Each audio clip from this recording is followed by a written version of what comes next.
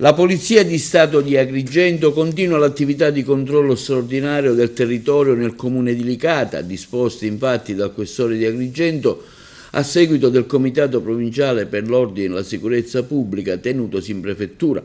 Nella giornata di ieri è stata organizzata un'operazione alto impatto, numerosi agenti della Questura di Agrigento e del Commissariato di Licata ed equipaggi della sezione della Polizia Stradale di Agrigento, coadiuvati dal reparto Prevenzione Crimine di Palermo e dalle unità cinofile della Questura di Palermo,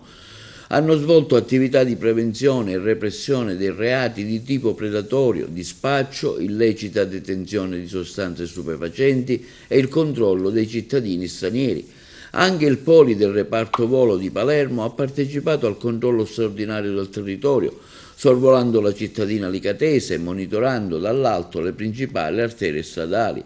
I risultati della popolazione includono 156 persone controllate, di cui 27 con pregiudizi penali e di polizia,